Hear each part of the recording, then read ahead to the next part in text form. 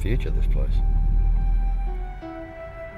At first glance, as you leave the port area, Samso looks like a dozen or so villages in a scattered community of fundamentally conservative farmers, which is exactly what it is. But as you look closer, you start to see telltale signs that something else is going on here. Something very different from their quaint, out-of-the-way lifestyle.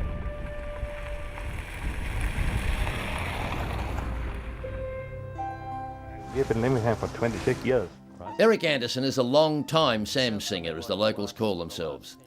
And just like about every one of the island's 4,000-odd residents, Erik's well and truly caught up in Samso's renewable revolution. So they're really handsome cattle, aren't they? Sure. On the face of it, affable Erik, a man of the Samso soil, isn't exactly what you'd call a natural greenie.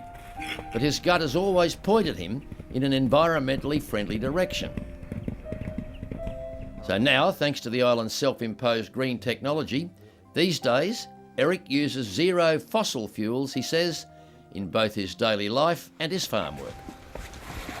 Well, yours is a very deceptive farm because it looks just like a beautiful Danish rural it's just scene. a little farm in.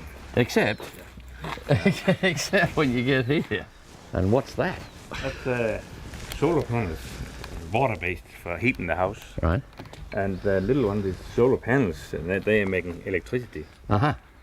And they are placed here because it's towards south, and then they hit the sun most of the day. Right. So you're totally self-sufficient, energy-wise? Do you get all the power and energy that you need? Almost. I have a few shares in windmills. In some of the turbines? Yeah, wind turbines. And a lot of people on the island now have got shares in that as well. Yeah, sure. So it's not just, if you like, saving the planet, it's also saving some money and making some money. Not making much money on this, it's more idealism, I think. Really? Tell me what your idealism is. Yeah, not to burn the oil off and spoil the environment. But are you experimenting with other things on the farm where you think that you can reduce the emissions? Yeah, my car and my tractor is running on rapeseed oil. Rapeseed Canola, oil. whatever you call it. Canola, yeah, right. And where is it processed, the rapeseed, to get you the oil that you need for the car? Here in the barn. Do you do it yourself? Yeah. Right. Can we have a look at it? Yeah, sure. I'd love to. Yeah, that's it.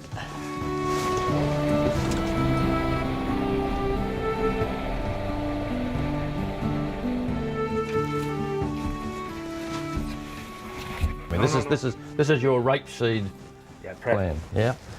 But from those seeds, they look dry. You're able to get enough oil. You're able to extract enough oil from those seeds, rape seeds, to run your car. Sure. Off this very, very simple looking piece of engineering. The seed out into this one, and the oil comes out of this. There's little. Can you turn it on for us? Yeah, sure. Yeah. Right. And what about this? What happens with this? I feed it for the cows. Aha. So this is reusable. Yeah, it's valuable. It's great protein content. Right. And the oil is where? The actual. Go down here into these boxes. Yep. Right.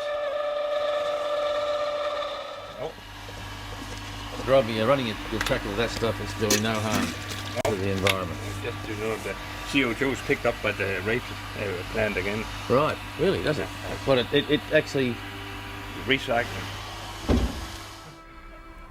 Erik typifies that something different that's clearly going on here. In many ways, this place is out of whack with itself.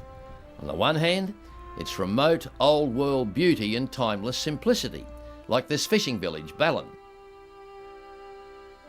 On the other hand, a short stroll away on its outskirts is this unlikely establishment, the Samso Energy Academy. The driving force of this was not to tell people we would cut down the CO2, but talk about the daily cost, the household economy, and the pragmatic attitude to how. So in many ways it was pragmatism rather than idealism that was a driving force. I'd say so. If there was a driving force behind the island's attack on its own carbon emissions in recent years, it was this guy, Soren Hermansen. Ja, jeg tror vi færdige, men skal vi...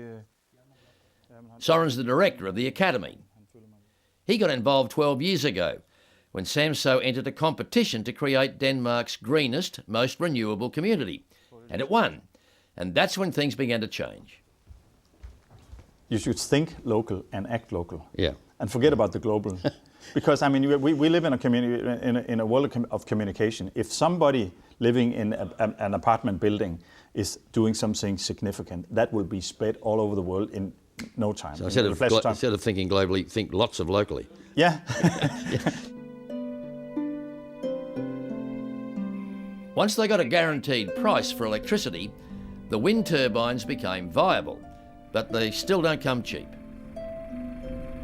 I think you have got to remember that, I mean, we have had windmills here for 300 years. They were there because of a practical reason. They were not there to disturb the environment or to kill some birds or whatever. I mean, they were there because we needed them. And today, as a promoter of this, I use the same argument, saying that why should we have the wind turbines? Because we need them. We need them to produce cheaper energy and cleaner energy for us, and to stop the imported cost of fossil fuel.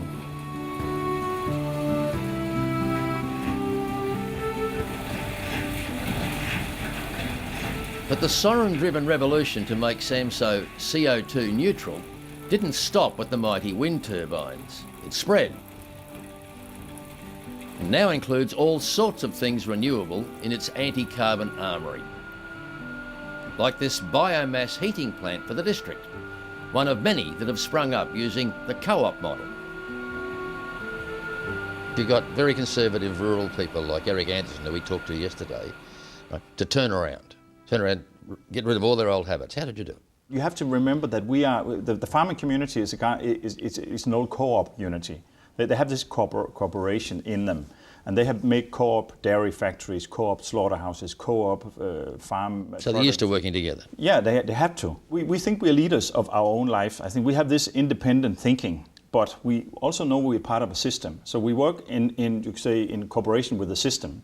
And then, in a very pragmatic way, we see what's in it for me, kind of.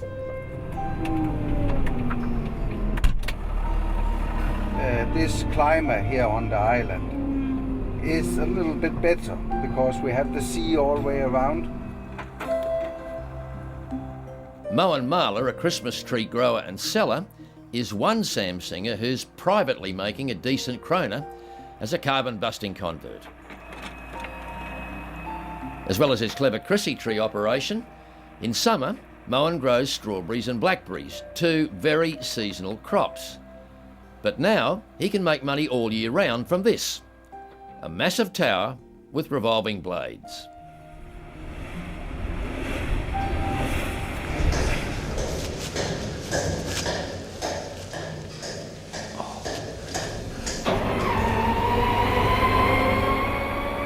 Years ago. In August 2010, then it's 10 years old. And it has been a good investment. From 8, I saw the base of the wind turbine takes up only a few square metres of his land. A sea breeze comes in, the turbine turns, and you make money. A return literally blown in the wind. In farming, there you have to make something yourself. You have to be there. You have to be, if you have to make money on farming, you have to be a good farmer. Right. But this does it yourself. Of course, I have to be good, having the right service on it, making the right contracts with selling the energy. Has it all come about because of the fact that Samso is the energy island? It's all part of that whole wonderful scheme, isn't it? We have sometimes have a dream about here on Samso, and maybe we can live that dream out. Yeah. That we could sell our energy to some companies who want to buy really green energy, so that we could get, of course, a little bit more money for it, but then we should make a deal with these companies so that this extra money we get we use them again to make green energy. So it drives around, you know, like in a circle. It's a That we cycle, don't just put them in and buy red wine for them. That we'll then use them again to make new energy things. So But it does look like your dream's coming true then. yeah, in a way it does. And I can also say it's one of the best investments. So do you see yourself as an environmentalist or a farmer or a businessman? Part of everything. All three. Yeah. All three. Yeah. It's amazing. It's amazing to be here and share this with you. It really is. Okay, I know what you're thinking. This carbon reduction idealism stuff is all very well, but what about all those cars driving around Samso's country roads and villages, including the one yours truly's been getting about in? Aren't they running on nasty carbon belching petrol? They certainly are. But the Samsingers insist their emissions are more than offset by a massive wind farm just off the island's coast.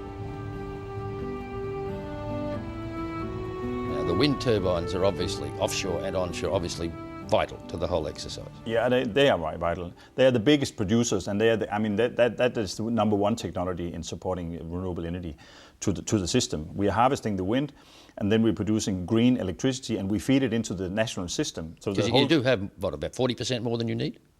Oh yeah, more than that. I think we have maybe 60-70% more than we need. This is Samso, the energy island, in one shot. Two worlds, not colliding, but actually working together. And here to see it happen are these guys. They're from China.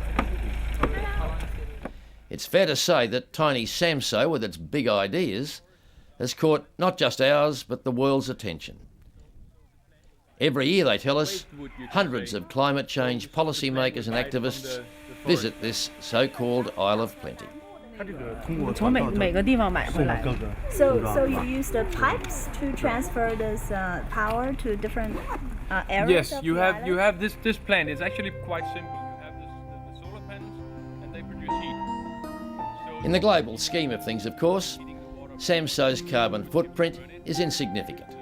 Its 4,000 plus rapid energy renewers are far too few to save the planet. But there's definitely heaps of carbon reduction tricks to be learned from Samso's amazing 10-year turnaround.